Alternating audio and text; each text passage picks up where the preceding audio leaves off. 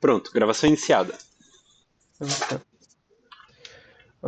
Boa tarde, eu sou Otávio Luiz. Eu sou monitor do projeto de monitoria Resolva Desafios em Código e que eu faço a parte do atendimento presencial nas segundas e terças-feiras, das meio-dia, 1h30 e das 5 às 7 da noite, na terça-feira.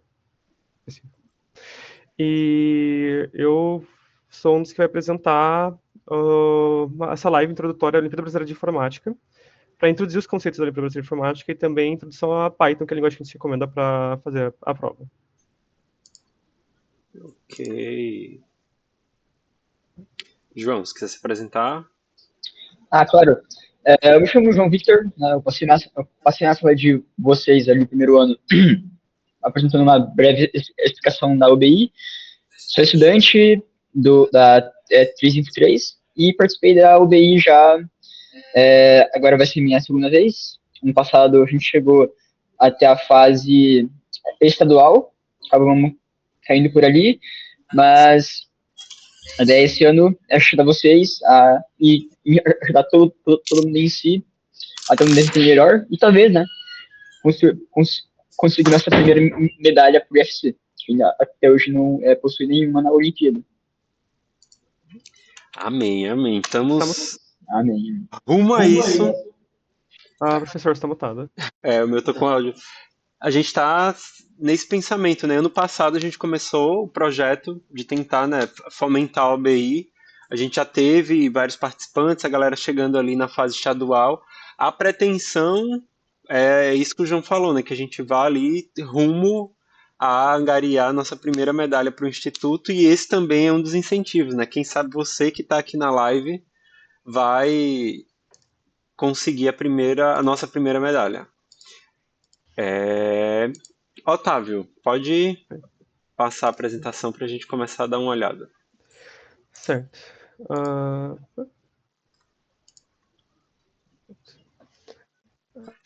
A Olimpíada Brasileira de Informática é uma competição organizada pela Sociedade Brasileira de Computação, e ela é feita para incentivar as pessoas a aprender a programação dessa forma competitiva também e ajudar as pessoas a aprenderem mais a fundo sobre ela. Ela é organizada, separada em duas partes. Desculpa. Ela é separada em modalidade de iniciação e modalidade de programação. A modalidade de iniciação, ela é composta por só questões teóricas, que seriam mais sobre como a pessoa, como ela entende sobre programação e cálculos matemáticos e tudo mais. E a modalidade de programação, que agora seria a parte mais em realizar, que exigiria conhecimento de computação para você poder fazer programação e utilização de computadores.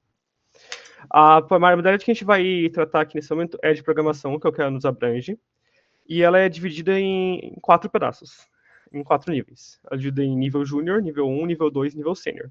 Cada um abrangendo diferentes anos da graduação da pessoa. O nível 1 se compõe do ensino fundamental até o primeiro ano do ensino médio, contendo questões geralmente bem fáceis. O nível júnior compõe do primeiro ano do ensino médio, com do ensino fundamental. O nível 1 compõe alunos de qualquer ano do ensino fundamental, geralmente sendo questões bem relativamente fáceis. O nível 1 compreende alunos do ensino fundamental até o ensino médio. São questões também relativamente básicas. Nível 2 compõe alunos do ensino fundamental até o terceiro ano do ensino médio, com as questões já mais complicadas, e principalmente considerando que os alunos do ensino médio são aqueles que podem chegar na competição internacional, então ele já começa a ser umas questões mais complicadas. E o nível sênior, que compõem alunos do quarto ano do ensino técnico, caso exista um quarto ano, e o primeiro ano da graduação. A Olimpíada Brasileira de Informática só pode ser realizada até o final do primeiro ano da graduação, por causa que ela não tenta abranger pessoas que já conseguem estar bem enraizadas em uma instituição estudando ou fazer trabalho.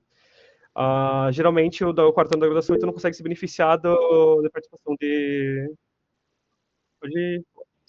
Aí geralmente, né, para a faculdade entra a ICBC. Então não é que acaba as Olimpíadas, mas aí entra uma outra modalidade.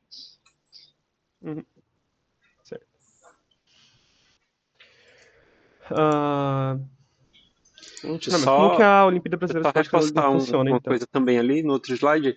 Pessoal, só para reforçar Pode. para vocês, então, quem está aqui no primeiro ano só vai competir com alunos do ensino fundamental e do primeiro ano de ensino médio.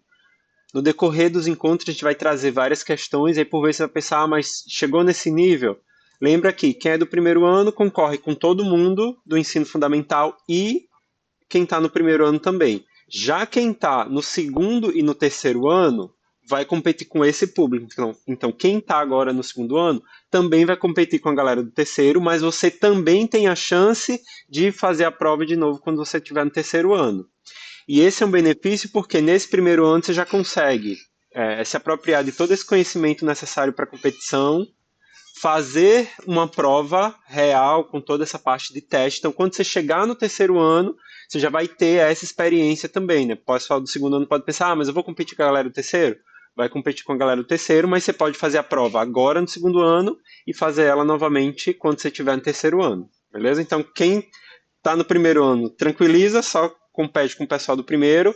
Quem está no segundo, compete com o segundo e terceiro, mas você que está no segundo agora, pode, quando chegar no terceiro ano, participar da prova novamente. A competição brasileira de informática, ela então é dividida em três três estágios, sendo a fase local, a fase estadual e a fase nacional, e os melhores classificados de cada fase passam para a próxima, sendo os melhores classificados da fase nacional podendo receber participar de um curso ao ganhar a competição. Os 15% dos mais bem classificados de todas as fases passam para a próxima, nesse sentido. As provas, elas são realizadas das 8 às 7 horas, sendo feitas no máximo 2 horas de execução. Então, você pode, a partir das 8, o ambiente virtual é aberto para as pessoas poderem fazer a prova, e às 7 se fecha, mas a pessoa só pode ficar no máximo 2 horas para fazer a prova. Então, se iniciasse às 8, você poderia fazer até às 10, e se tu iniciasse às 5, tu poderia fazer até às 7. Se tu iniciar São duas só. por exemplo, das 6 horas depois, a prova vai fechar às 7 antes do teu tempo Vamos máximo dar de uma 2 olhada horas. aqui.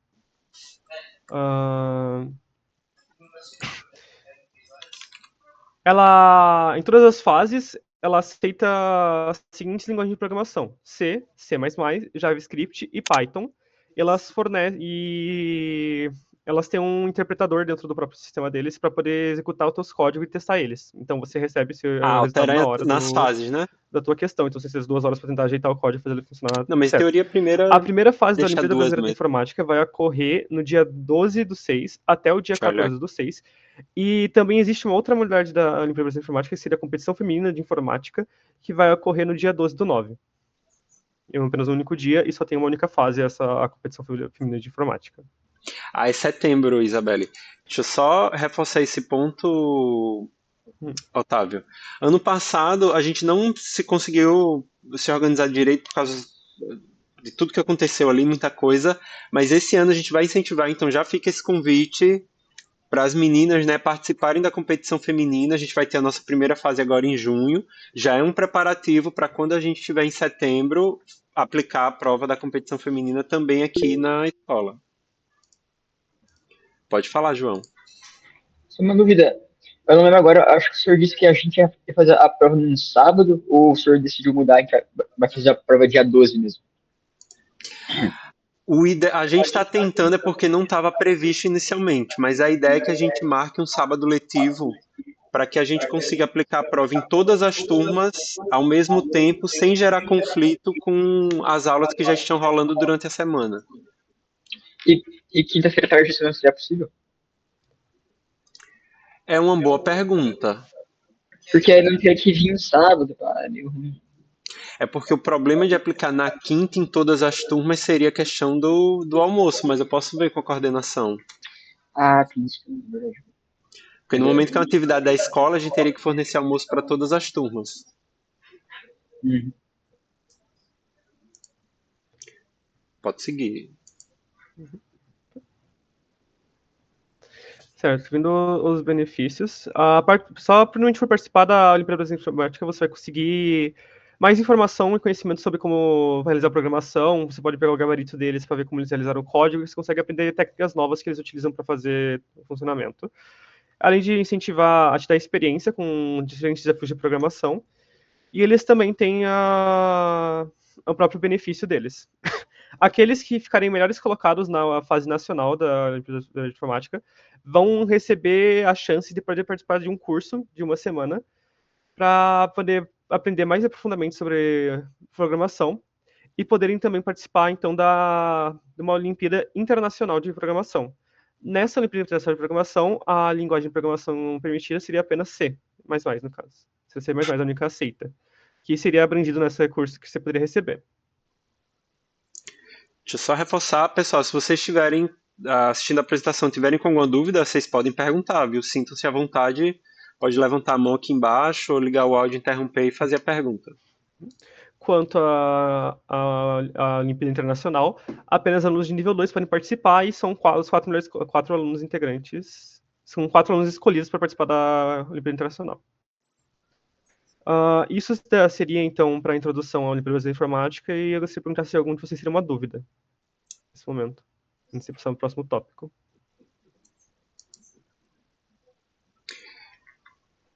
Acho que ainda, Otávio, eu ia sugerir que essa introdução inicial a gente já abrisse o Colab para eles poderem acompanhar. A minha ideia era talvez eu iniciar essa introdução e depois você resolver uma questão e o João resolver uma questão para a galera ir vendo como é que funciona a plataforma, a questão da OBI e tal. Então, muito bem, ok. Pode falar, João. Chegou a falar ali da parte também. Eu vi que você falou dos 15% melhores, mas e dos 5% nacional você não falou? Acho que eu perdi essa parte. Pode. Se você reforçar, seria. Então, assim, por fase, como o Otávio falou, passam 15% melhores de cada. Assim, a primeira fase você disputa entre as escolas.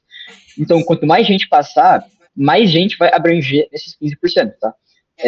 E aí, seguinte, caso os alunos não passem nesses 15%, eles ainda têm a chance de passar entre os 5% melhores nacionalmente naquela fase. Então, como eu e a Isabela, a gente passou no passado por essa parte, sim. A gente ficou entre os 5% melhores na questão local, e aí sobrou mais uma vaga para ir para a escola, né? Que era como participou poucas pessoas, ali na minha fase, foi só 3, então ficou uma vaga para um dos integrantes, as outras 2 a gente conseguiu suprir via nacional. Na fase estadual também tem essa questão do nacionalmente. Então, se você não atingir a nota necessária para passar via estadual, tu pode tentar passar via nacionalmente também. Mas aí na fase nacional aí não tem como, é só, né, você tem que ser os melhores do seu estado ali ali na prova, e é isso. Certo. Interessante. E isso também, pessoal, incentivem as pessoas a participarem da competição, porque isso possibilita que internamente na escola mais pessoas passem para a fase estadual. Na fase escolar, todo mundo compete entre todo mundo que está fazendo a prova aqui na escola. Então, quanto mais gente nós pudermos mobilizar para fazer a prova na escola, mais pessoas nós teremos na segunda fase. Então, eu estou achando pouco tempo para estudar até a primeira prova. Nessa primeira prova, você só vai estar competindo com todo mundo que está aqui na escola fazendo a prova. Então, teoricamente, vai estar todo mundo ali num nível parecido. Passei da fase escolar, então, os melhores, os 15% aqui da escola passam para a fase estadual. Cheguei na fase estadual, você compete com todo mundo que está aqui em Santa Catarina. E aí, como o João comentou, né? São 15%, tanto na fase escolar quanto na fase, quem vai para a fase nacional, 15% aqui do seu contexto, então na fase escolar é 15% aqui da escola e 5% do nacional. Na fase nacional é 15% do estado e 5% do nacional. Então, fiz aqui na escola, estou competindo com todo mundo que está aqui na escola, até a próxima fase, se você quiser, dá tempo de dar mais um gás, que aí você vai competir com todo mundo do estado de Santa Catarina, para ver quem entra na fase nacional. É, e tem um bom gás, tá? Ali da fase local até a fase estadual tem 2 meses, 1 mês, 2 meses por aí para estudar, então a gente vai aproveitar muito bem esse tempo. E só mais um detalhe também, né? Tem a questão de se é, uma, sei lá, dois alunos acertarem a mesma quantidade de questões e ficarem empatados, o critério de desempate é por qual fez mais rápido. Então, o aluno que terminou primeiro passa, e se o aluno terminou depois, né? Se não tiver mais vagas de nacional, ele acaba ficando de fora.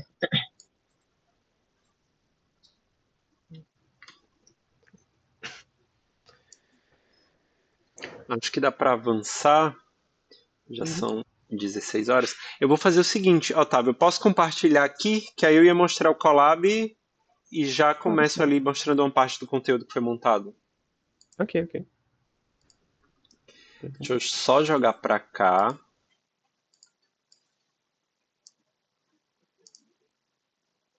E eu vou trazer essa janela para cá.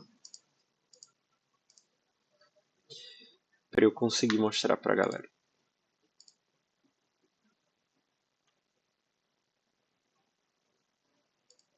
Deixa eu só me organizar aqui na janela.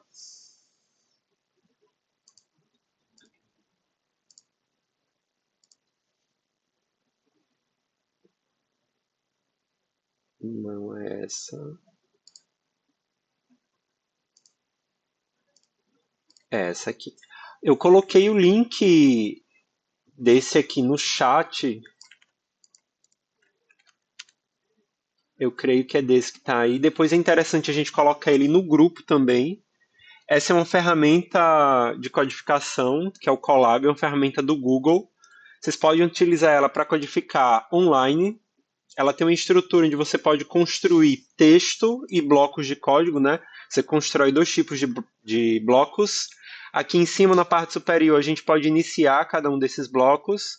Neste caderno aqui, a gente começou construindo um bloco. Deixa eu só tirar esse link aqui que ele deu uma baleada. Acho que a gente não vai conseguir usar ele agora. A gente construiu um bloco de texto e tentou centralizar aqui algumas informações. A gente vai colocar o GitHub do projeto, o Paint Online, que é algo que a gente utiliza às vezes para conseguir fazer algo gráfico durante a aula. O espaço para codificação colaborativa, eu estava testando ele há 1 hora atrás e ele não estava funcionando, mas eu cliquei agora e o Reply acho que voltou a funcionar. Nesse aqui a gente vai conseguir, se vocês clicarem, ele vai abrir algo como isso aqui, ó. A gente consegue codificar todo mundo ao mesmo tempo, para que vocês possam... Isso aqui, ó, é uma questão das últimas. Ao mesmo tempo, quem está na live consegue codificar e a gente montar uma solução de forma colaborativa. Aqui embaixo a gente tem, no site da OBI, nós já selecionamos algumas questões. Nós estamos montando uma tabela onde vai ter a planificação da questão e do conteúdo que ela aborda para que vocês tenham essa noção de que eu posso pegar uma questão que é mais fácil, uma questão mais difícil, quais conteúdos ela aborda na hora que vocês forem resolver. Então, inicialmente, essas aqui, ó, elas estão separadas em conteúdo de entrada e saída, que é esse E/S, e tem condicional, repetição, vetor, matriz, e essa última aqui ela não está especificada qual o assunto, mas possivelmente depois a gente completa aqui. Se vocês clicarem na questão, ele vai direcionar vocês para o site dessa questão na OBI. As questões de OBI elas têm um formato específico, né? Então geralmente você vai ter um contexto que tem ali a questão, que a gente chama de comando da questão também. A gente vai ter a descrição de qual é a entrada que aquele problema de computação espera que você deva informar. A gente vai ter a saída esperada e a gente vai ter as restrições. Geralmente a restrição ela não refere-se àquilo que você deve produzir, mas aos valores que serão testados naquela resposta. A competição ela é aplicada no Brasil inteiro, então não tem como alguém corrigir visualmente abrindo cada um dos códigos, olhando o código de vocês e dizendo se está certo ou se está errado. Então a própria plataforma da OBI é montada de tal forma que essas questões elas vão ser corrigidas em lote. Então ele vai pegar o seu arquivo, submete lá na plataforma, a plataforma testa uma série de entradas. Se as saídas forem iguais ao que ele espera, sua questão é dada como certa. Se ela não for igual àquelas saídas que se espera, sua questão é dada como errada. Por vezes, vocês vão encontrar aqui na saída algumas segmentações. Então, ó, se o seu código fizer isso, é a pontuação tal. Se ele fizer aquilo, é a pontuação tal. Se ele fizer de tal jeito, é a pontuação tal. Pode perguntar, Miguel.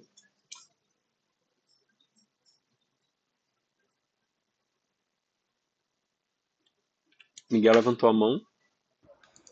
Não deu pra te ouvir. Tá dando pra me ouvir agora? Agora dá pra ouvir. Agora tá dando para ouvir. Eu tava esperando vocês falar sobre isso, porque eu não sei se é só pra mim, mas o site não tá funcionando. Quando eu mando o arquivo, ele não avalia, ele dá erro. A gente vai fazer um teste hoje. Por vezes, a plataforma dá algumas instabilidades, mas geralmente isso acontece mais próximo da competição, quando eles estão fazendo testes de submissão. A ideia é que hoje a gente resolva duas questões aqui da competição e submeta na plataforma para ver como é que é. No início, às vezes é difícil a gente conseguir ver que a entrada e a saída tem que ser exatamente igual. Qualquer comando que você der ali de pedir para o usuário uma determinada informação, ele já dá erro. Então hoje a gente vai fazer duas questões e aí a gente vai fazer esse teste da plataforma junto com vocês. Tá bom, obrigado. Beleza? Por nada. E aqui, por fim, né, tem as restrições que são aplicadas nos testes que a plataforma vai fazer. E aqui embaixo a gente vai ter as entradas e as saídas. Então, quando a gente for criar as questões, a resposta para essas questões, a entrada ela precisa ser exatamente essa que está aqui e a saída precisa ser exatamente essa que está aqui. Qualquer vírgula, espaço, ponto que esteja fora do que a questão está pedindo, ele vai dar problema. Como o Miguel colocou, em cada questão aqui na parte de cima, tem a possibilidade de você procurar o seu arquivo de resposta, submeter, aí ele automaticamente ele já seleciona aqui a linguagem que você está codando, e quando você submete, ele vai dizer se aquela resposta que você propôs para aquela questão, se ela está certa ou se ela está errada. Beleza? A ideia é que hoje a gente já possa fazer isso com essas questões aí que a gente colocou de entrada e saída para vocês verem como é que isso funciona. Então, inicialmente, temos a possibilidade de usar o Colab aqui. Então, posso criar blocos de código e blocos de texto. Criei um bloco de código aqui, por exemplo, faço o comando que eu preciso fazer, dou o play, ele vai executar e trazer o resultado. Qual o benefício de eu utilizar o Colab? Eu posso estar fazendo a codificação em casa. Quando eu abrir o meu Colab aqui na escola, ele vai estar lá com tudo que eu criei, não preciso ficar fazendo nenhum gerenciamento.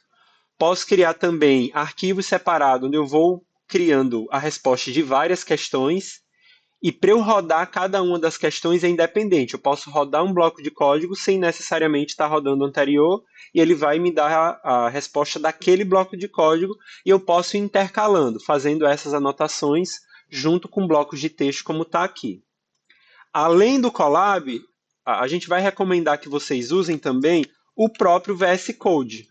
Então, a gente já tem o VS Code instalado aqui nas máquinas. Então, durante a prova, o ideal seria que vocês utilizassem o próprio VS Code, que é algo que vocês já têm familiaridade, para fazer as questões. Deixa eu só colocar ele aqui, ó. Você tem a possibilidade de, no VS Code, criar um arquivo. Vou criar um arquivo aqui qualquer. Vou criar um teste.py.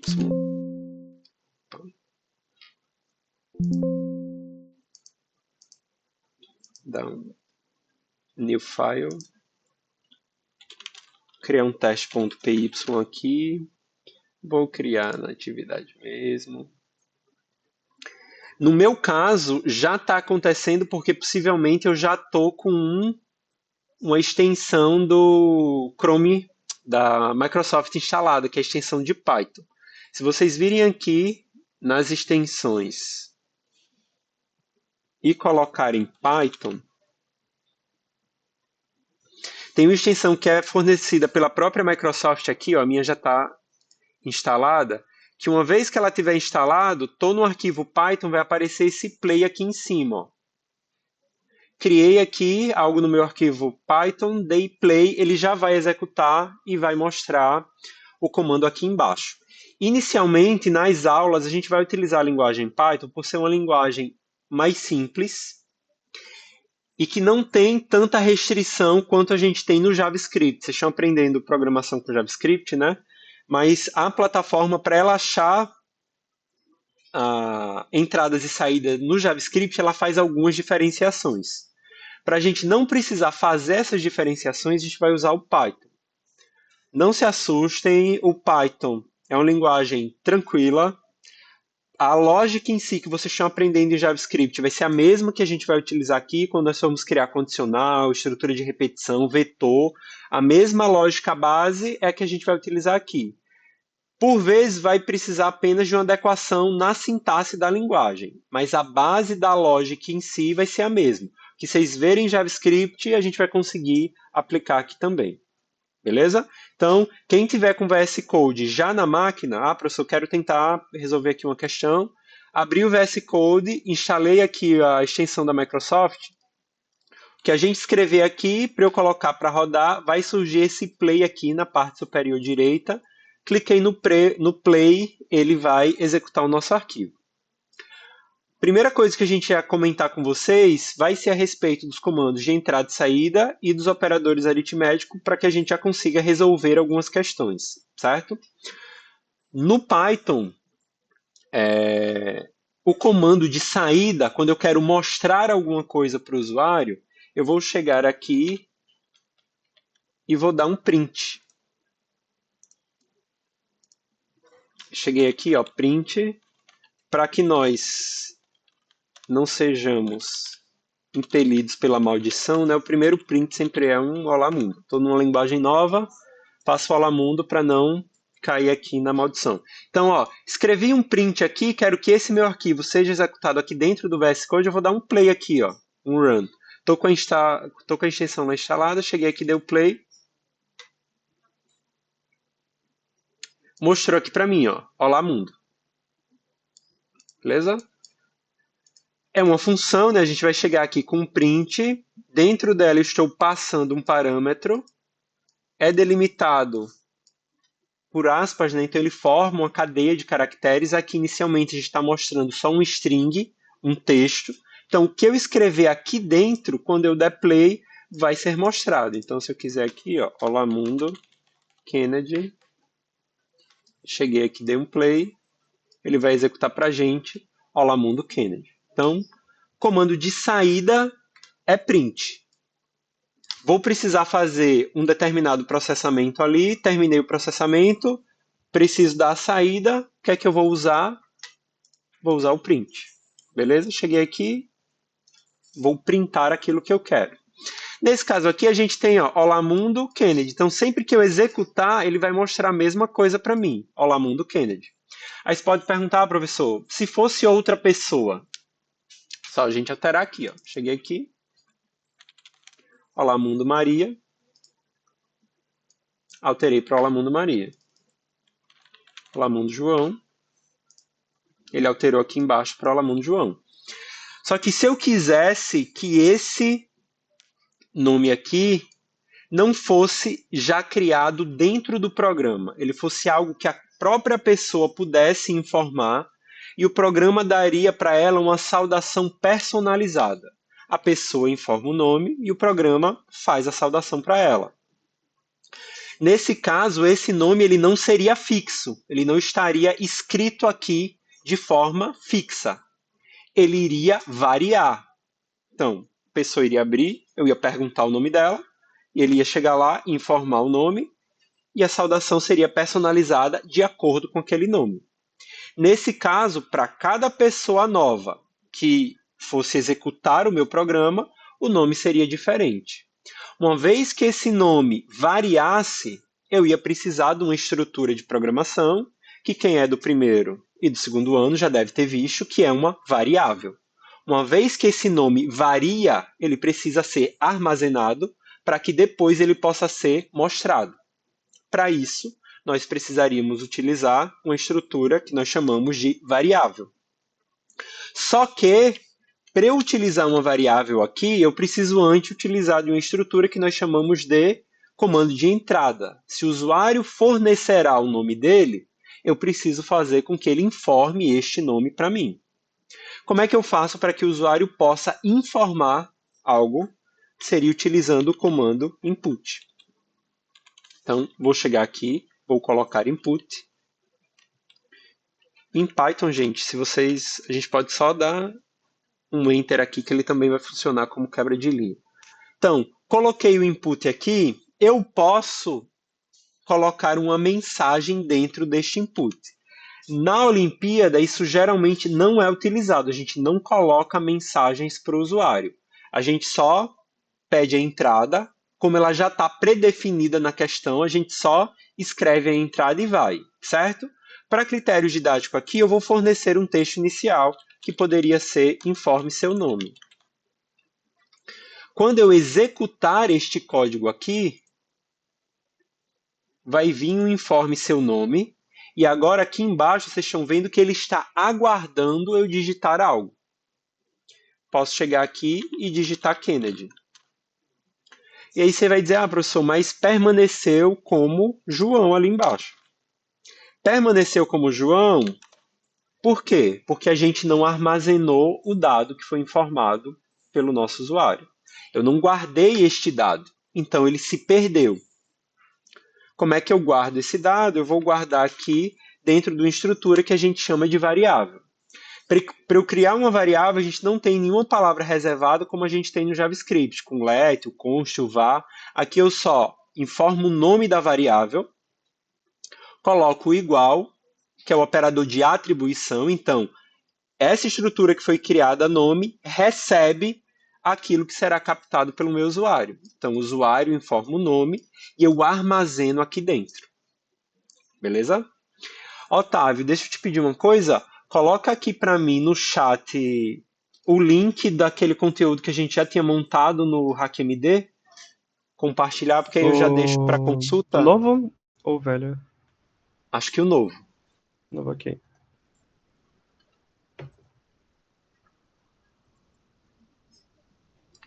Eu sei que por vezes vai parecer muita coisa para você lembrar, mas é aquilo, é praticando. Praticar faz com que você consiga lembrar de tudo isso que a gente vai colocar aqui. E também vale a menção de que a gente está preparando aqui essa base com um resumo do conteúdo que a gente vai apresentando para que vocês possam sempre ter um guia de consulta ali para entrar e ver, mas como é que eu vou criar a variável, como é que é o comando de entrada e saída. Então, já está sendo criado, a gente já tem um material, vai colocar lá o link no grupo, que vai especificar para vocês, preciso criar uma variável, ela não deve começar com números, não deve haver espaço, não pode ser utilizado nomes reservados para o sistema. Então, tudo isso, eu quero consultar depois, vai estar aqui para vocês poderem consultar com calma e ver todas essas questões inerentes aí à linguagem. Beleza? Então, a gente estava tratando aqui do print, então eu posso colocar dentro do print o meu texto mais uma determinada variável. É isso que a gente quer fazer aqui, Eu não quero que o nome seja fixo, quero que o nome seja variável. Vou colocar a variável nome que está aqui. Então, vou chegar aqui, nome, vou executar, ele pediu o nome, vou botar o meu nome. Quando eu der Enter, agora ele conseguiu juntar o meu pedaço textual mais aquilo que foi digitado pelo meu usuário. Então, ele pegou o pedaço do nome e juntou mais aquilo que foi informado pelo usuário. Então, nessa parte aqui, tenho 3 coisas. O meu comando de saída, que é o print. O meu comando de entrada, para que o usuário possa fornecer alguma informação para mim, que é o input. E o nome, que é uma variável. O input solicita uma determinada entrada para o meu usuário, que é armazenada dentro da variável nome, e a variável é printada aqui junto com o Olá Mundo. Dessa forma, eu tenho uma saudação personalizada para o meu programa. certo? Coloquei aqui dentro, ele armazenou aqui e ele coloca aqui embaixo para mim. Beleza? Pessoal que está aí, tem alguma dúvida até esse momento?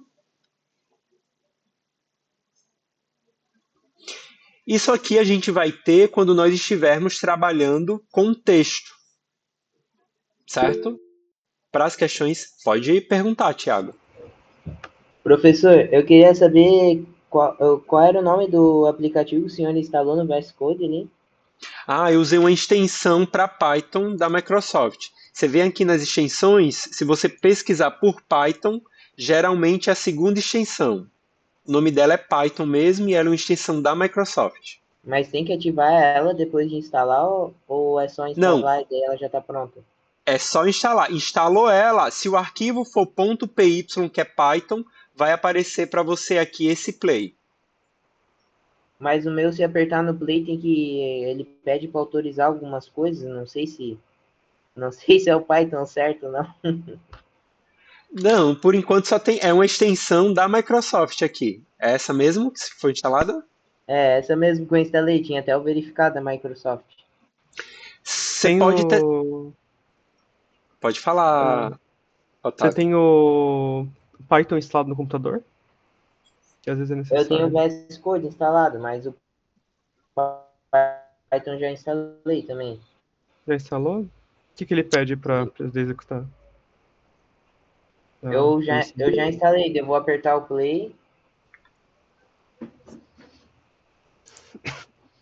Qual o comando? O que é que aparece no. Aparece em inglês aqui. Ele fala que não interpreta as funções. Tá.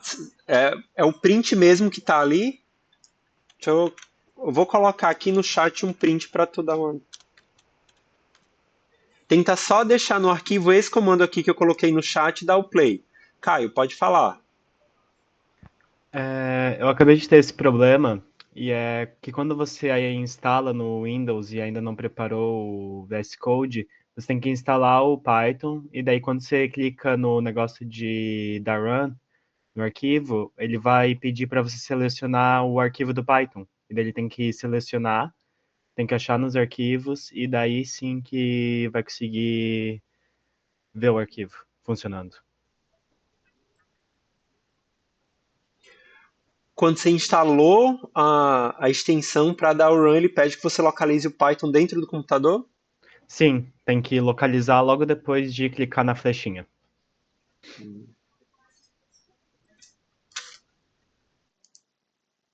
Cadê o. Quem estava perguntando era o. Tiago, Oi. você consegue fazer isso? Eu tô tentando aqui, igual Tá, ele tinha falado aqui. beleza.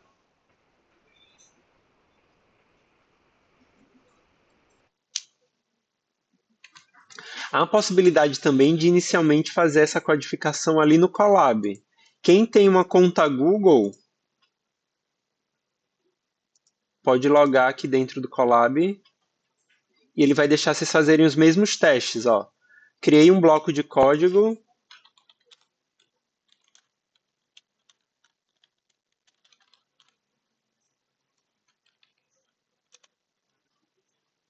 Cliquei aqui no executar. Opa.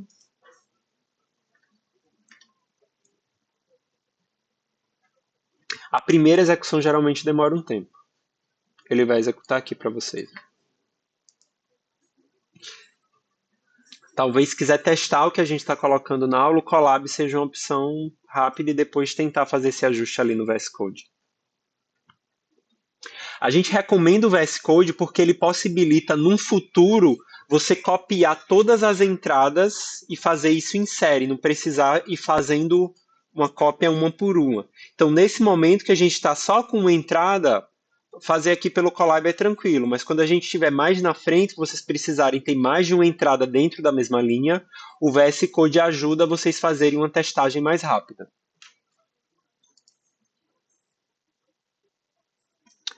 Outra coisa que eu queria mostrar para vocês aqui, antes da gente passar para a resolução de questão, é que a gente precisa saber de entrada, saída e de operadores aritméticos, né? A gente não vai ter na OBI nenhuma questão que trate só de entrada e saída. Pegar uma coisa e mostrar outra. Você vai precisar fazer algum processamento ali. E esse processamento pode envolver questões aritméticas, né? Vou ter que tratar, somar, multiplicar, dividir, pensar numa fórmula que possa resolver um determinado problema.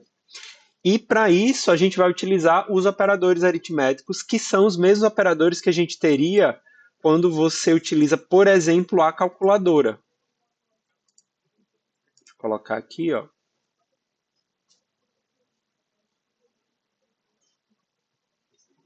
Que são o mais, o menos, o vezes, a divisão, certo? Só que a gente vai ter um pequeno porém aqui, ó. Vamos supor que eu queira agora fazer uma soma simples. O usuário vai digitar um número, eu vou pegar aquele número, somar com outro número e mostrar este número para o usuário. Então, ele vai chegar aqui e vai digitar o número 1.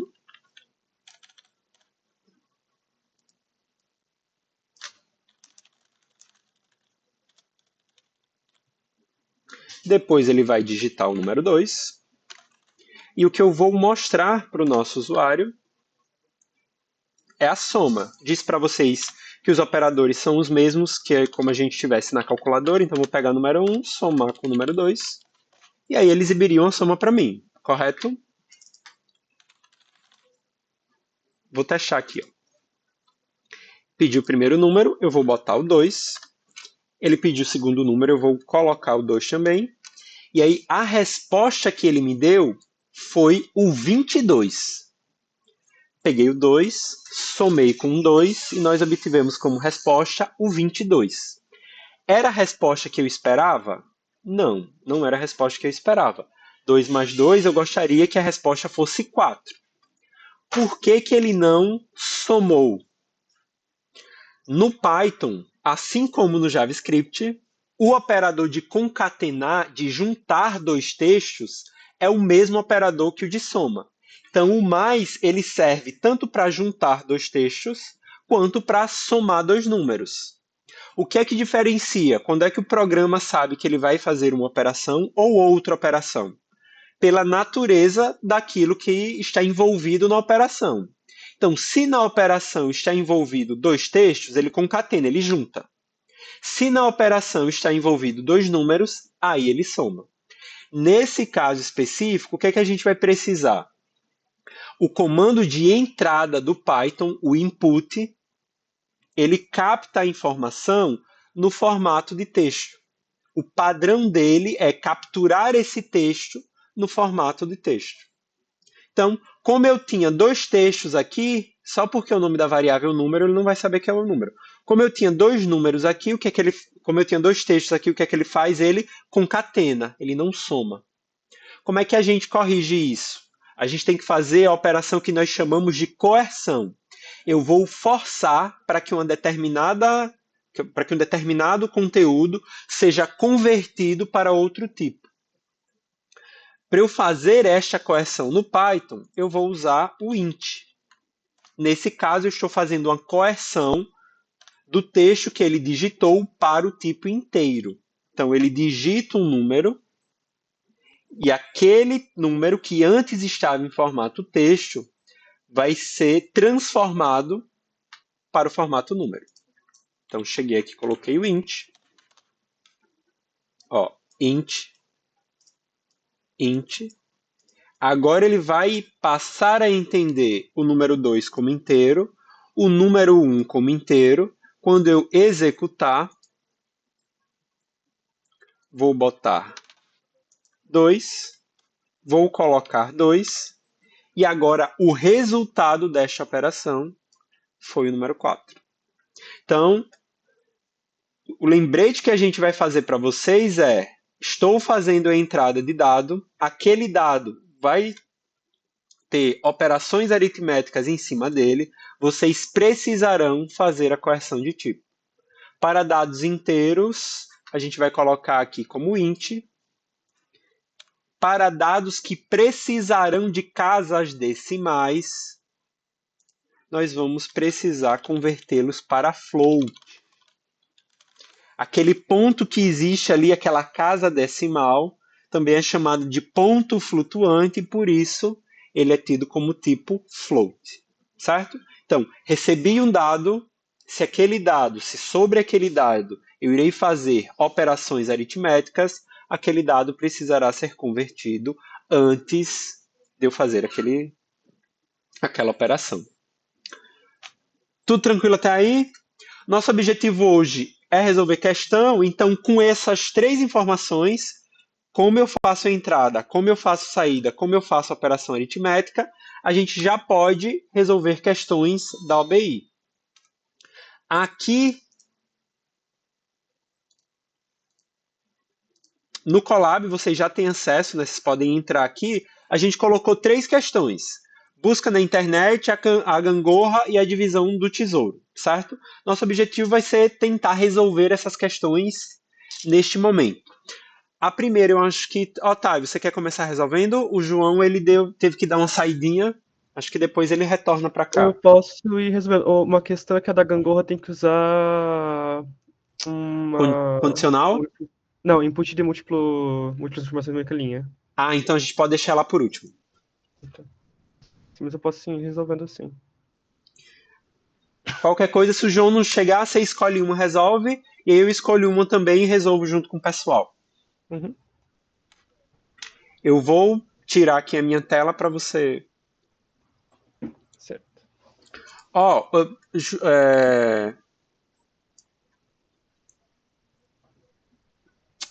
Otávio, uma coisa. Não. Resolve normal para eles terem a noção, e aí a próxima eu resolvo usando O vídeo compartilhado.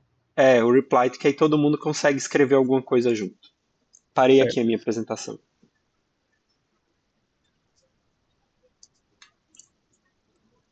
A ideia, pessoal, é que futuramente a gente possa ter vídeo das resoluções das questões, para que vocês também possam acompanhar, né? A professora queria ver como é a resolução de tal questão. E aí, futuramente também, quem quiser contribuir com esses vídeos de resolução de questão, fala com a gente, porque a gente deve criar um canal no YouTube e ir subindo esses vídeos. Se você também tem interesse de partilhar uma resolução sua, nós abriremos esse espaço também.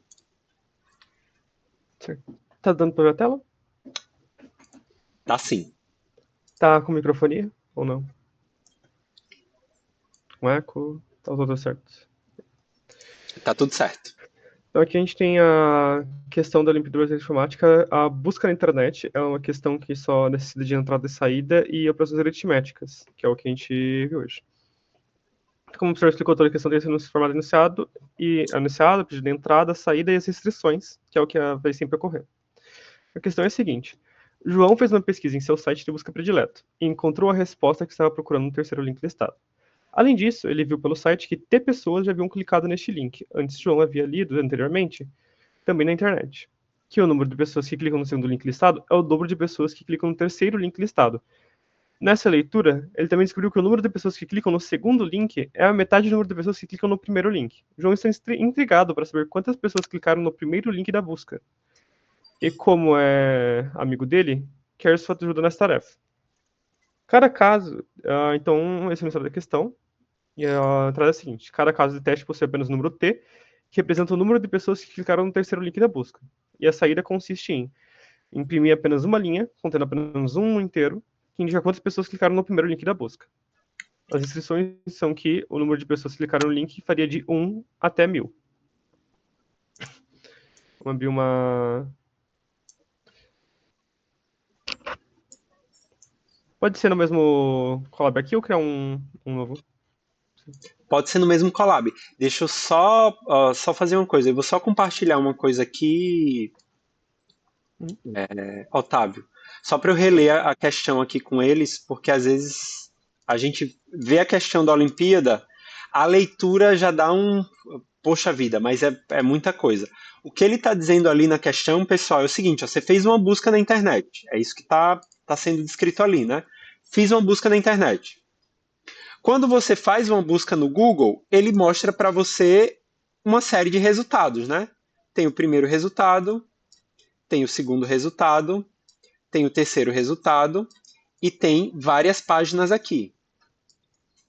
O mais comum é que a pessoa não clica no último resultado. O mais comum é ela tentar ir logo para o primeiro resultado da busca, né? Eu vim aqui, fui lá, cliquei no primeiro resultado. Esse é o mais comum. A pessoa clica no resultado que está mais perto dela.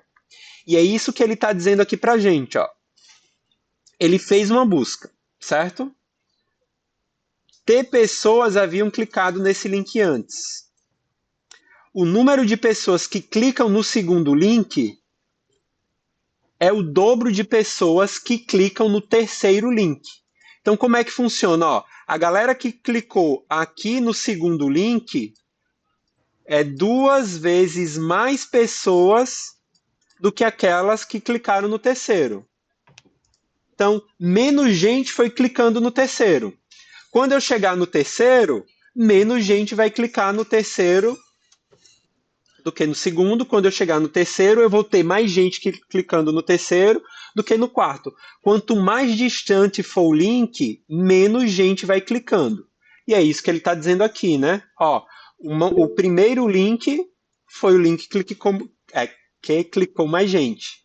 Segundo link, clicou menos e assim vai. Pode falar, Nicole. Professor, eu não entendi a parte ali de restrições. Certo. As restrições elas se referem ao que as baterias de teste que vão ser executadas pela própria BI na hora de testar a tua questão vai fazer. Quer dizer que os números que a questão vai poder ser testada vai ser de 1 a 1000. E nenhum número além disso vai ser inserido pelo computador para testar a tua questão. Por exemplo, tem gente que pode pensar assim, professor, e se for um número negativo? O que é que o programa devia fazer? E se for um número complexo? A restrição está dizendo o seguinte, os testes serão única e exclusivamente com números que serão maiores que 1 e menores que 1000. Então, quando eu construir o código, eu não preciso me preocupar com nada além disso. O número é negativo, não vai ser testado com isso. Um número maior que 1000, não vai ser testado com isso. Ele inseriu 0, não vai ser testado com isso. Todos os testes que serão inseridos na sua questão, eles vão variar entre 1 e 1000. Fora isso, você não precisa se preocupar com qualquer outro número que esteja além deste intervalo. Nem 0, nem número negativo, nem número que esteja acima de 1000. Não sei se a gente conseguiu. Entendi, obrigada.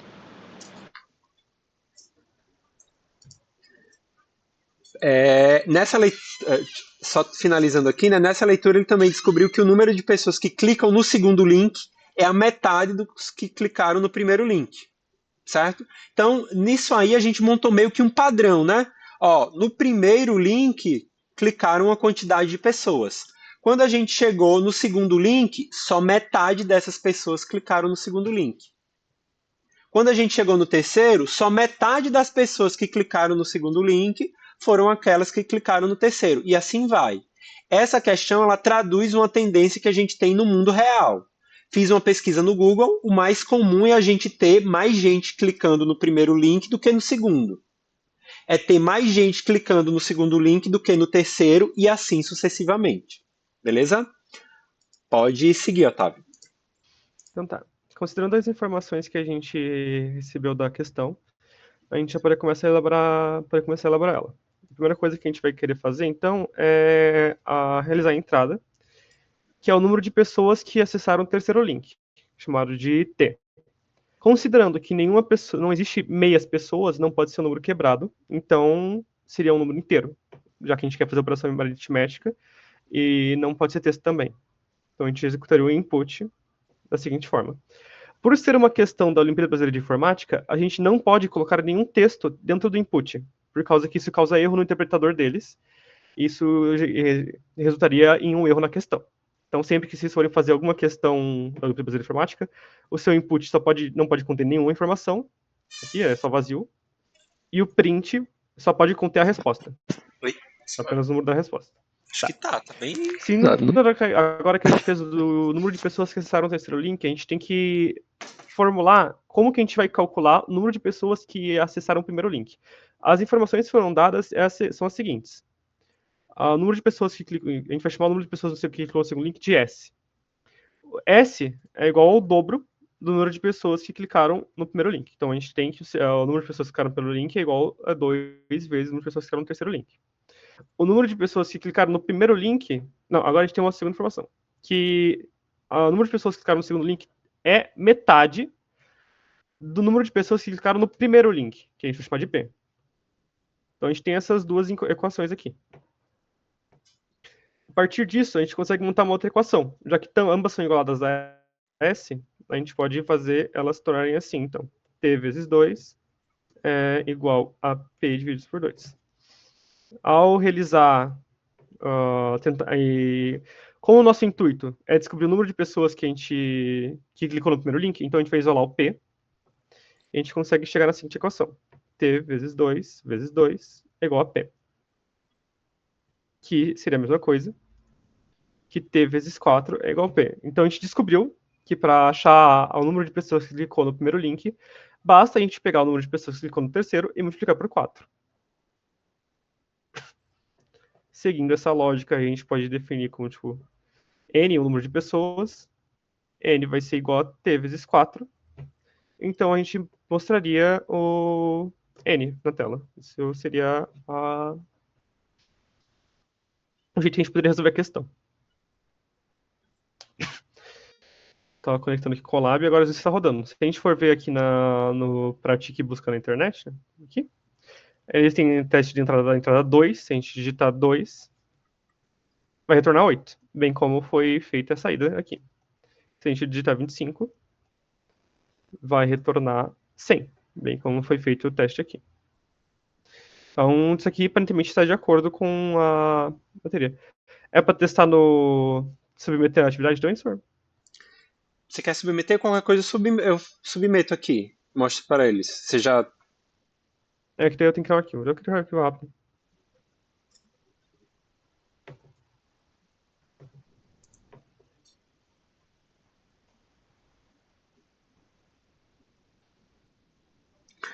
Só uma observação aqui é que nem sempre, gente, já teve vários casos aqui. O que você tem ali embaixo é uma sugestão de entrada e uma sugestão de saída. Não é porque necessariamente o seu código passou naquelas duas que a lógica está certa, certo? Pode ser que porventura, fiz aqui, professor, e passou nos dois. E quando eu submeti, não deu ok, é porque possivelmente tem um erro ali na lógica. A bateria de testes deles varia de umas 5 ou 12 mais testes que, por exemplo, ou vai ainda mais para testar teu código. Então, dependendo se ele não estiver correto, ele vai errar em algum ponto. Só que ele funciona em 3, 4 estágios. Então, ele faz uma bateria de testes básica, você vai receber um pedaço da nota, você faz uma outra bateria de testes, vai receber um outro pedaço da nota, e mais uma bateria de testes, vai receber mais um pedaço da nota. Então, se você conseguir passar nesse básico, é possível que você consiga uma nota parcial, mas não uma completa, porque existe algum problema na execução do seu código.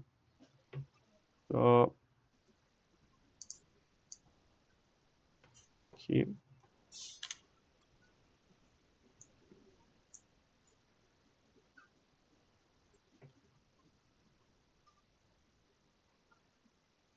Deu erro aqui? Quem tinha comentado que a plataforma não estava... o site está aqui mesmo. Uhum. Tá, mas a resolução dessa questão seria basicamente isso mesmo. De elaborar qual seria a interação. Seria T igual ao número inteiro. Seria int de pessoas. Elaborar o número de pessoas da primeira, e então armazenar esse dado e printar. Como eu já tinha dito antes, os prints não podem ter nenhum texto extra mais, então não pode ter nada bonitinho aqui, para poder deixar mais legível. Apenas a informação de saída. É só isso que é aceito. Essa é uma observação interessante, né? Essa questão, ela pede o número de cliques. Se você chegasse ali no seu print e colocasse o número de cliques e botar o valor, também estaria errado, porque a saída ele quer única e exclusivamente o número. Beleza? Deixa eu só comentar aqui outra coisa, Otávio, com eles. Uma coisa que vocês podem fazer também para... Deixa eu ver aqui. É esse aqui.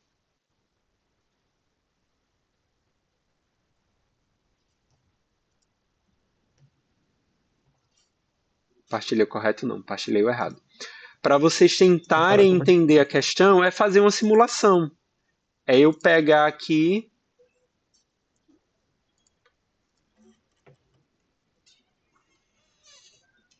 Deixa eu só trocar aqui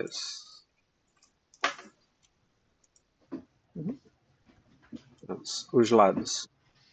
Ah, professor, fui ler e ainda não consegui entender o que é que ele está dizendo aqui. O que é que eu posso fazer? Você faz uma simulação do que possivelmente aconteceria aqui, ó. Eu vou ter links, certo? Aí eu faço a simulação, ó. Peguei aqui o primeiro link. Primeiro link. Oi?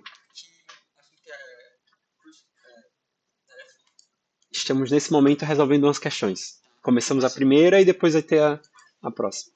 E aí você pode se perguntar, professor, é difícil, você pode só testar. Então, ele está falando de resultados de links. Então, vamos supor que o primeiro link, como a gente tinha lá, né, 8 pessoas clicaram. Aí eu volto para a questão. Vou pegar ela aqui. O que é que ele está dizendo? Já havia lido anteriormente, também na internet, que o número de pessoas que clicaram no segundo é o dobro do que clicaram no terceiro.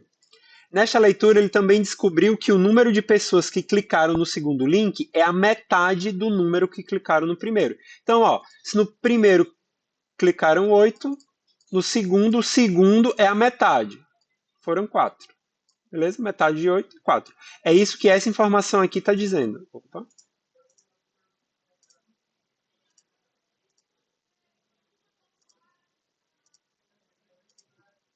Metade do número de pessoas que clicam no primeiro link é a galera que clica no segundo.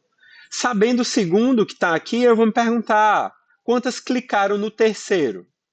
Se a gente voltar lá, a questão vai dizer para a gente. O número de pessoas que clicam no segundo link é o dobro daqueles que clicaram no terceiro. Então, 4 é o dobro de quanto? Se no segundo link clicaram 4 pessoas e quem clica no segundo é o dobro daqueles que clicaram no terceiro, 4 é o dobro de quanto? De 2. Então, se no primeiro clicaram 8, no segundo é a metade, 4. No terceiro, as pessoas que clicam no segundo é o dobro, então aqui seria 2. Simular aquilo que ele está dizendo na questão também é uma forma da gente conseguir mais ou menos ter a noção daquilo que está aqui. E é isso que ele está pedindo. Na entrada, cada possui um número T que representa o número de pessoas que clicaram no terceiro link. Então, ele vai fornecer para a gente isso aqui. Isso aqui é a entrada. O que é que ele quer que você forneça? Esse aqui tem que ser a saída do seu programa. Então, ele vai fornecer para a gente a quantidade de pessoas que clicaram no terceiro link, que era 2, a quantidade de pessoas que clicou no primeiro link era 4. E é isso que ele está colocando aqui embaixo também. Opa. O outro caso, ele forneceu 25. Então, entrou 25 aqui. Quantas pessoas clicaram no segundo link? Segundo a questão, as pessoas que clicam no segundo link é o dobro das que clicam no terceiro. Então, se no terceiro clicaram 25, no segundo é o dobro, então foi 50.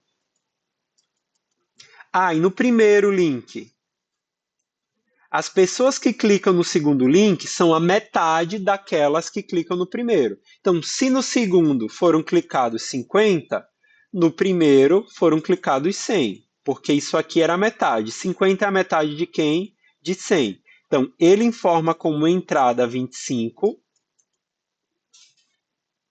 e a gente precisa informar como saída o 100, que é as pessoas que clicaram no primeiro link. Todo mundo conseguiu entender a questão e a resolução que foi feita? Alguém tem dúvidas? Se você quiser escalar, você pode ir para outros números também. Professor, no terceiro clicou 10. Terceiro clicou 10. Segundo é a metade do terceiro. Segundo é o dobro do terceiro, então aqui é 20. Primeiro é a metade do segundo, então 40. Ah, no terceiro, clicou 7. O segundo é o dobro do terceiro, então é 14. O segundo é a metade do primeiro, então é 28.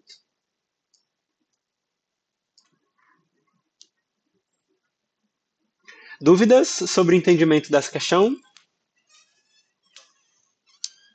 O que é que eu vou sugerir agora? A gente responderia uma segunda, mas antes da gente responder, eu vou dar um tempinho para ver se vocês conseguiriam fazer alguma coisa dessa questão aqui, ó.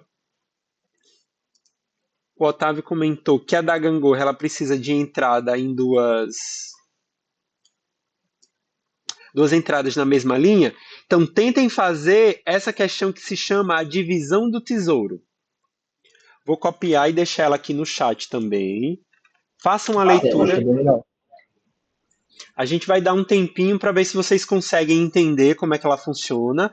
Lembrem que a restrição refere-se ao que nós tivermos na entrada aqui. Então, primeira entrada vai ser um número entre 3 e 1000, e a segunda entrada vai ser um número entre 1 e 1000. João já votou? Já voltou? João, tu conseguiria responder essa aqui com eles? A da divisão dos tesouros? Isso. Eu vou só esperar um tempo para o Com pessoal ver se certeza. eles conseguem fazer alguma coisa e depois a gente volta com a resolução. Com certeza, porque essa inclusive eu tava vendo em casa uns dias atrás pra treinar Python, que eu tava enferrujadinho. Consigo ensinar assim. Show. Vou dar 10 minutos aqui para ver se vocês conseguem e aí a gente volta com a resolução. Tá, 10 minutos eu não sei, porque tem o ônibus 5h10, está 5h10, né? Mas eu posso ensinar, tipo, dar uns 8 minutinhos e ensinar rapidinho como é que funciona a questão. Posso compartilhar minha tela, tipo, desenho como é que é. Sim, não, é 10 minutos para ver se eles conseguem fazer. E depois a Não, gente. tudo bem, claro. A gente vai responder pelo VS Code ou algum outro lugar. Tanto faz. Se quiser colocar no Colab, aí eles podem ficar com a resposta para olhar depois. Vou fazer isso. Era 16h51. 17 horas a gente começa a resolução. Pode ser? Eu vou ter que responder. Você precisa sair daqui às 5? Não. Tá. Qual vai ser começa e eu termino? Pelo menos para dar um tempo, senão eles não vão ter oportunidade de responder.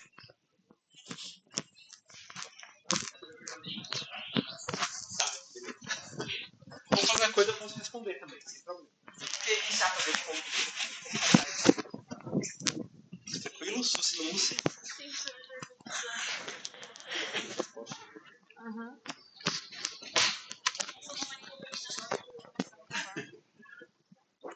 Só que tem que saber a parte decimal, que eu não lembro.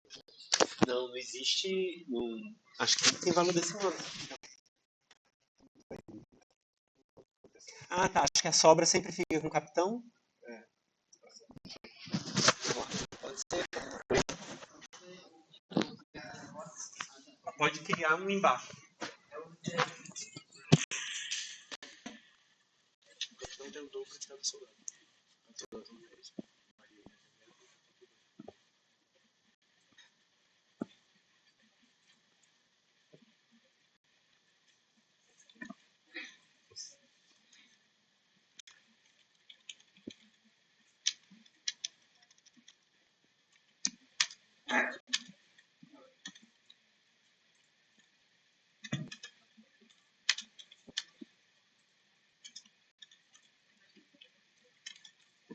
Eu acho que ele não prevê, ó. Isso aqui é um indicativo que a divisão vai ser sempre perfeita.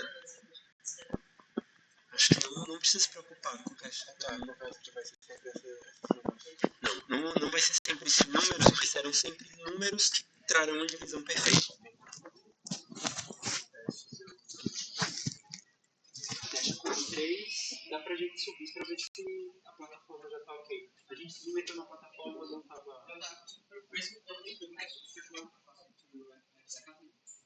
Não tava falando sobre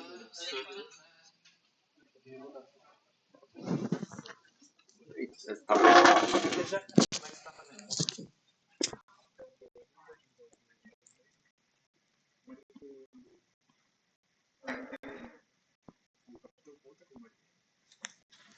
Eu vou chegar lá e vou dividir de forma que o capitão receba o dobro de moedas que os marinheiros. Só que o capitão ele puxa do Não, Não. Tem os marinheiros e tem o capitão. Ali na entrada do input só vai contar os marinheiros. Sim, então eu coloquei marinheiro mais um. Vai dividir por todos e ele vai pegar o dobro. Não vai funcionar. Sabe por quê? Ah, porque tá somando. Verdade. Vai faltar moeda. Essa questão é muito melhor, porque ele não foi pra minha loja.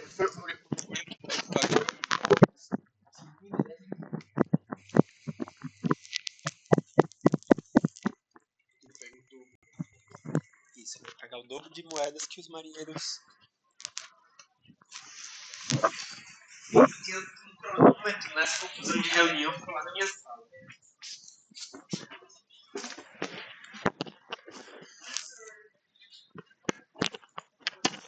Uma coisa que pode fazer também, já que a plataforma está sem funcionar, se a gente usar o reply, que eles conseguem escrever lá. Dá para pedir, como fazer isso? Tem uns que já estavam com o VS Code funcionando, outros não estavam. A opção é você usar o Colab nesse início. Entendeu? Deu resultado?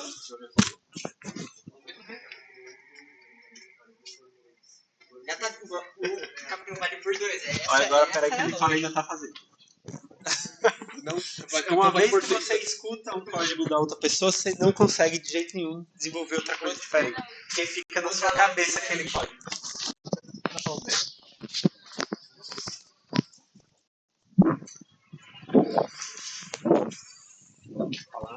A chave? Desenvolveu?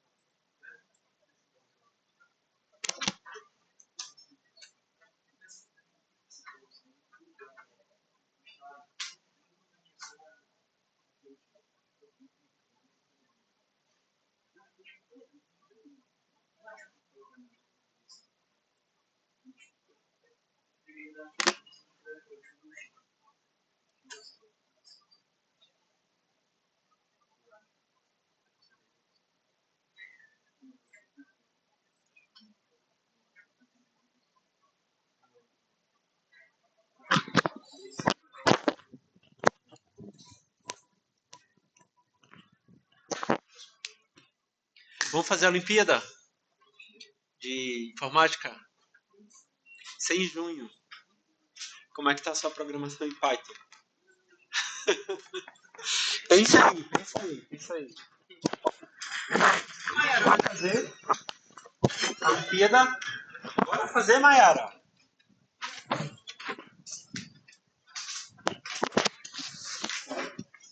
Olha, o futuro vai ser só IA. Para programar IA, Python e lógica, sai.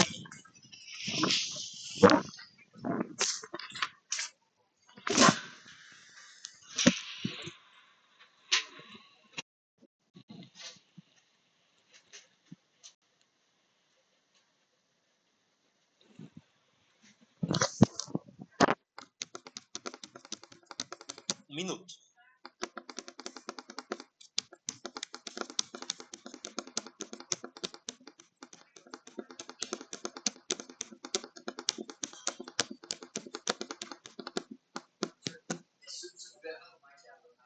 Arrumo.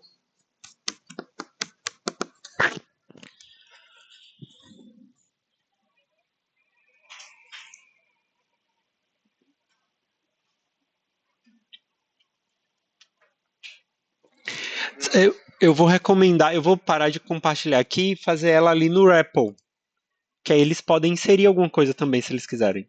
Começar a resolução por ele.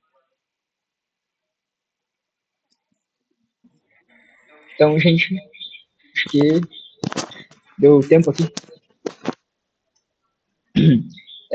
Uma pergunta. Alguém conseguiu resolver? Eu sei que o site da OB tá com problema, mas ali nos testes, vocês conseguiram resolver certinho? Se respondeu, eu vou considerar como não.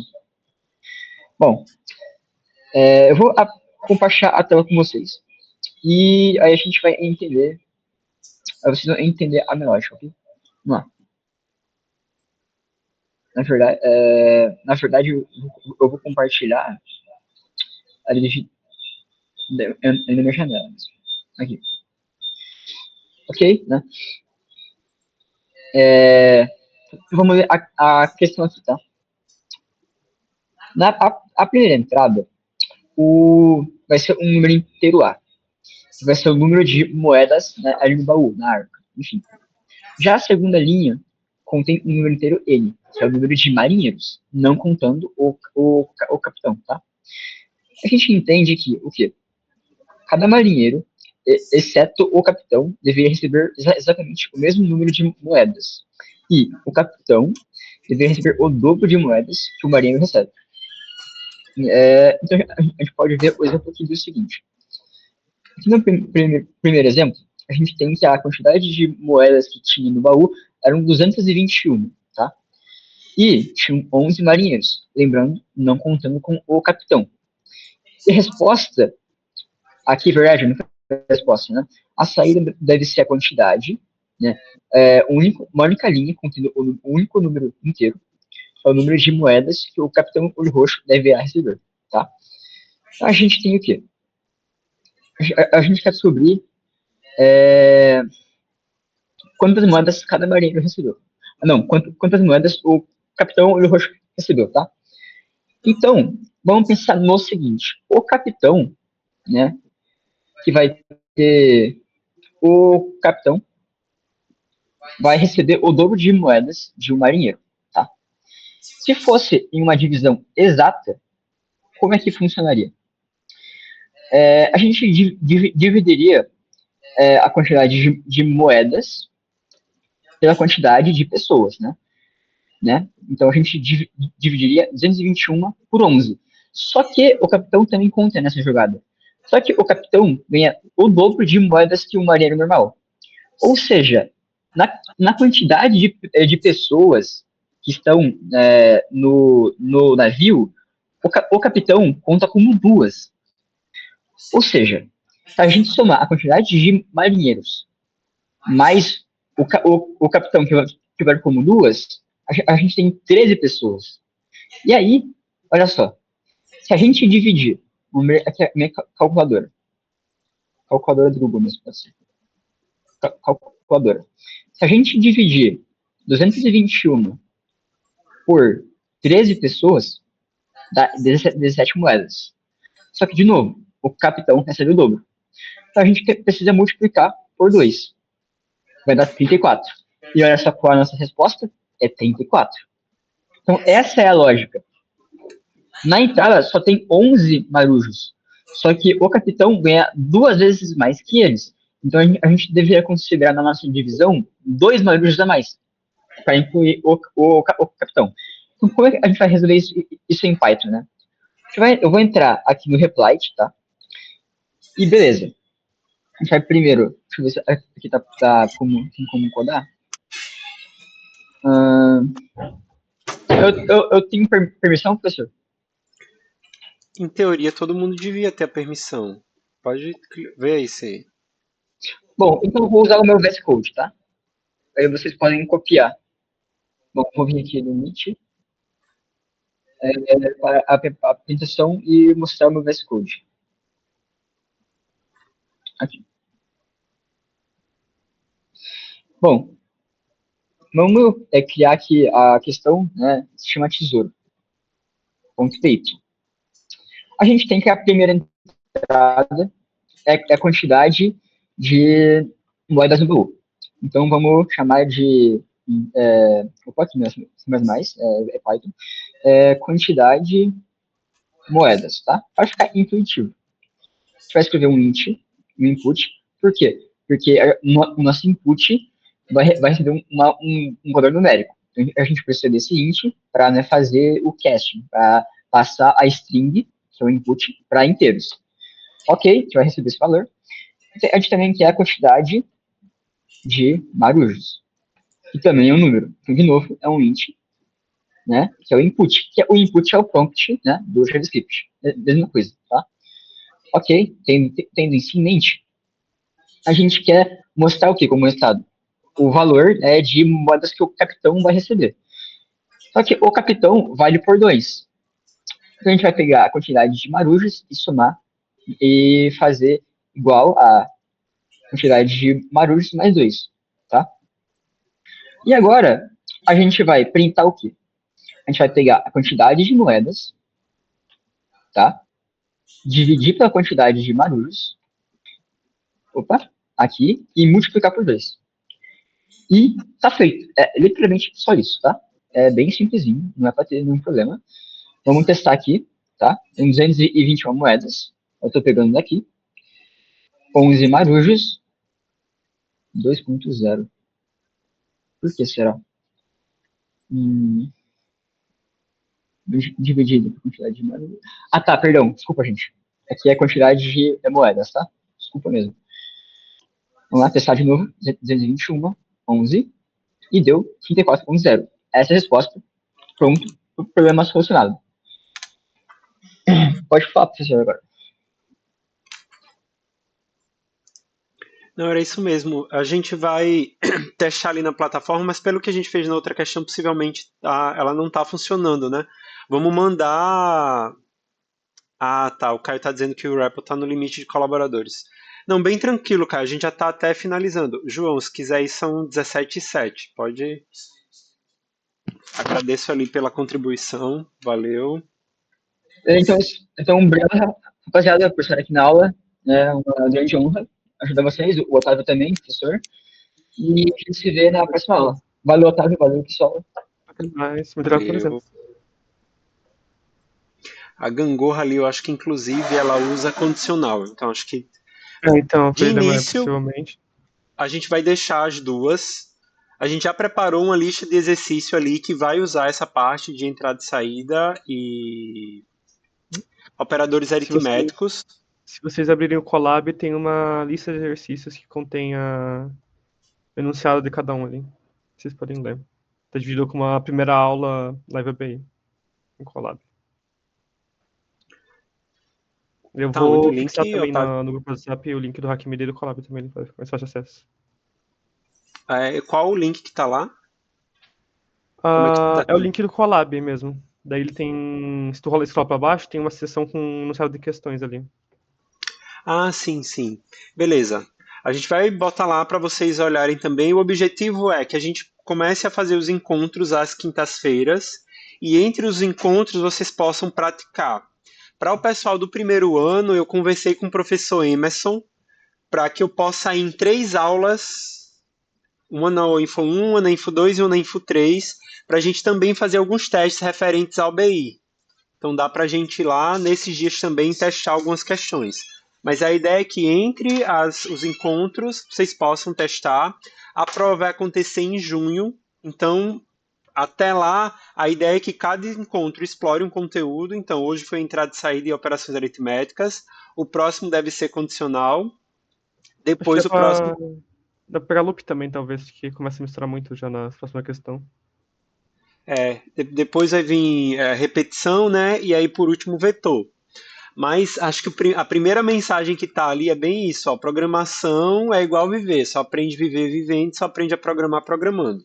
Não é um dom, é uma habilidade, então exercitar vai ser ali fundamental para que a gente possa desenvolver, às vezes a primeira leitura, o modelo, ó, entender ali o que é restrição, o que é entrada, o A que é tal coisa, fica um pouco confuso, mas à medida que vocês vão praticando com novas questões, vocês vão conseguindo absorver e entendem melhor esse contexto.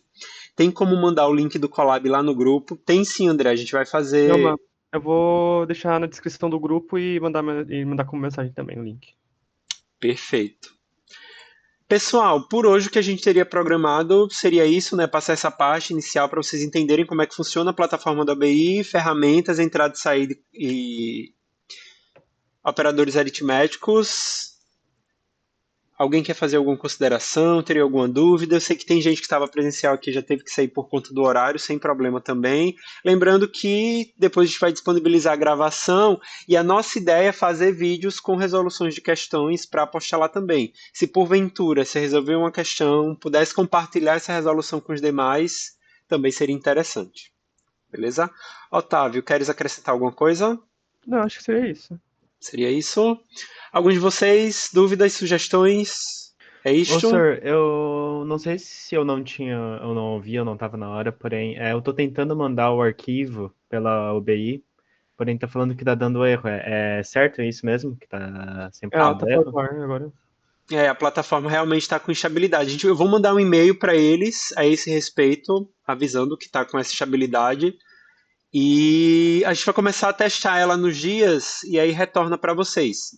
Talvez seja, geralmente é temporário. Não sei se eles já começaram os preparativos. Geralmente ela começa a dar problema mais próximo aos dias da prova, que é eles testando bateria de questões. Mas às vezes acontece dela ter esse problema também. O Miguel tá Então, dizendo que faz um tempinho que tá assim, então a gente vai mandar esse e-mail cobrando a eles. na época que eu comecei a ver as questões, tava funcionando, mas tinha umas 2 semanas depois já não tá. Então deve ter lá desde umas 2. É isso, 2 semanas atrás já. Hoje mesmo já vou mandar um e-mail para eles a esse respeito. As aulas que tu falou do Sr. Emerson é o de introdução à computação, né? Isso, introdução à computação. A gente vai. Uma aula dele, tu vai pegar pra ensinar as coisas da OB? Isso. Ah, bom. Mas é que assim, a gente teria amanhã introdução à computação. Ele Não, já vai mas não é amanhã, não. começar. Essa Não. semana que Ou é vem. na semana seguinte ou é na outra. Eu creio que ele vai avisar vocês. Tá bom, obrigado. Beleza, por nada. Dúvidas? Mais alguma dúvida? É isto? Então é isto, gente. Agradecer a vocês pela participação. Vamos perseverar. Lembrando que competindo no primeiro ano, porque vocês estão no primeiro ano, esse é o único ano possível, né? Se eu passo para o ano que vem, você já compete com a galera do segundo e terceiro. Vale a pena fazer a prova também para você ter entender como é que funciona. Nós temos a ideia de, durante a CEP, nós fazermos uma maratona de programação nos moldes da maratona geral, equipes de 3 pessoas, um computador para cada pessoa. Então já funciona como um treinamento. E a ideia é que, se tudo correr bem, antes da prova oficial da OBI, a gente possa fazer um simulado com vocês. Beleza? Então agradeço aí pelo tempo. De antemão agradeço também pela dedicação. Valeu, Otávio. E até a próxima. Uhum.